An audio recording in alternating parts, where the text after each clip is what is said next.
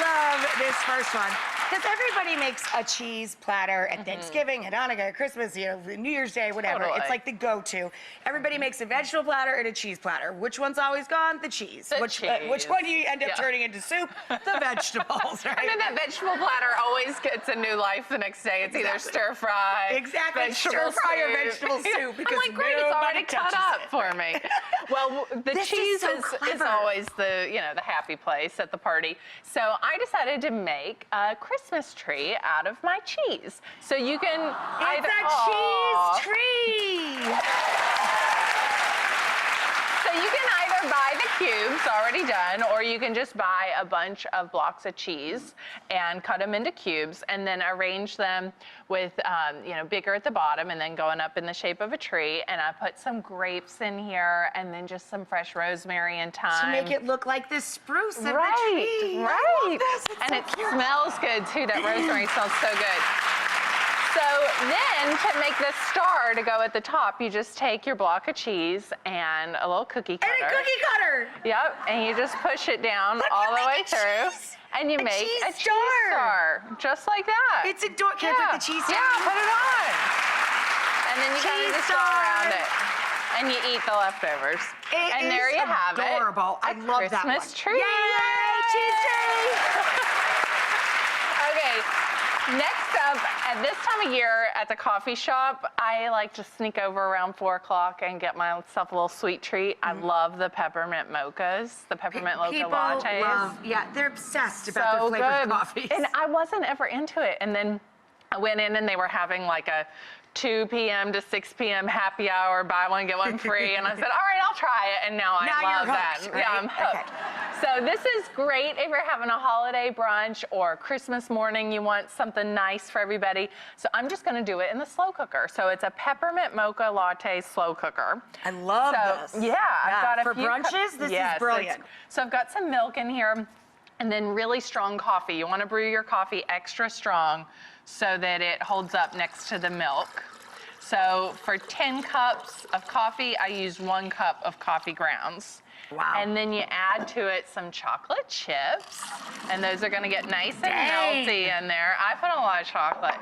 And then a couple packets of hot cocoa mix. Will you stir that up for me? Sure, babe. So I just use a few of these because they have some sugar in it, but not a lot for this much. And that way people can kind of, if they want to add some sugar to it, they can, because I serve it with simple syrup. And then some peppermint extract. So you just put a couple. Oh my God, this smells so great. Drops in there. So it's about a teaspoon and a half. If you want more peppermint flavor, put 2 teaspoons. So you cover this 2 hours on low, and you stir it occasionally. Doesn't it smell good? Amazing. So good. So ladle some up for us, and then I do a little toppings bar with it. So simple syrup, if somebody wants it sweeter, some chocolate syrup, some whipped cream, candy canes, and mini chocolate chips. I love that. Yeah. It's so friendly. Let's top one up. It smells so good. Your house is just gonna smell like the holidays. What's this? Oh. I forgot the good stuff. You can have a little bit of and a chocolate shot. Grown up. Yeah.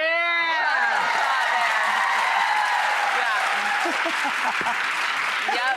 I knew I liked you, Rachel. All right, so we got some chocolate syrup. It's adorable. And some chocolate chips. Super cute, right? That is adorable. So next up, this is perfect for cocktail hour. I'm gonna make a pimento cheese ball snowman. Shut the door! Yes, yes. Okay, so we loved pimento cheese growing up. That was my grandpa's specialty. I would eat my arm if you slathered pimento cheese on my arm. That is how much I love pimento cheese. I love it. My grandpa would make it for me, and then I'd take it back to college with me. That was what I'd get every time I'd come home. I make pimento cheese stuffed eggs. They're amazing. Oh my God. I will make them for you. I know what we're doing on our next girls' night. All right, cream cheese and then white cheddar cheese. Yum. Stir that in there. And you can use any kind of cheese you like. If you want this to be spicier, you could use Monterey Jack cheese. That would work. Or pepper jack even. Yep, I've got. And then pimentos. Pimentos in there. Yep, let's get some of those guys in there. I love pimentos. And then, of course, mayonnaise. A little mayo. We gotta make love it our all mayonnaise. come together. Gonna get in there. Get in there. And then I've got some onion powder. and some garlic powder to give it some flavoring. Just a little goes in. A little of that garlic powder goes a long way. Yeah. So you get that all nice and mixed together, and then spray your hands with nonstick cooking spray and form it into balls. So one bigger ball, one medium ball, and one little ball, and that'll help it not all stick to your hands. And then you put it in the fridge for about an hour. Here, we'll swap this out. Roll it in more cheese so it looks like he's got snow all over it. Because it looks like snow. Yeah. And then you just build a little Oh my God, it's snowman. so cute! You got the top there. And then you got to make him a face. So I put some little peppercorns for eyes. Oh! And I got a little tip of a carrot here for his nose. Oh! And you could get something, make a little hat for him too. Yeah, and then you gotta take your crackers and eat his head. Yes. And then you just tear it up. All right, so this might be my favorite. I love garlic knots. Who doesn't love garlic Talk about knots? your house smelling good. Yeah, you could keep your monkey bread. Give me the garlic knots. Exactly. Right.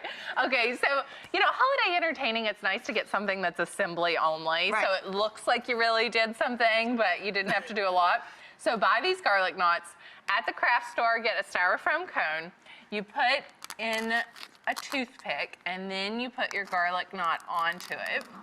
Just like that. You're making a garlic knot Christmas tree. Yep. Look how Then cute. I put it on a platter. More of that rosemary and thyme, and then little bowls of marinara sauce. And that's your tree skirt. That's You know? adorable. And then, oh, you know what? Will you grab a cheese star over there? Sure, Let's put a star on top of the tree, right? I'll put a little star on Yeah. top of that tree too. Let's put a little star on top. Let's have some cheese. Okay. And then we're gonna make it snow with Parmesan. It smells like a pizza parlor in That here, is so doesn't it? adorable. So yum. I'm smiling so much my face hurts. Okay, so this is good for somebody like me who's not a great decorator when it comes to Christmas cookies. Like, it's like my fingers are too chunky or something. We are so like, the same. I made Christmas cookies 3 years ago, and it made me so angry and hostile. I get angry. No one wanted to be near me to eat the cookies. And there's stuff everywhere. Okay, so No. this you can make look really cute if you're like me. I And love you can't this. do- Okay, so brownie mix, because I think a brownie mix is one of those things that you don't have to make a homemade brownie. No, of course You know, not. you can call it in. So get your favorite brownie mix, or if you like to make your own. Then you take some icing, and you just top it See, you don't have to with make some frosting. shapes and little Nope. snowflakes, just a blob. Yes. And then you put a strawberry on top and make a little dot. It's Santa's And you have Santa's hat. I mean, so cute, right? And kids can make these too. This is That is definitely easy enough adorable. for a child to make.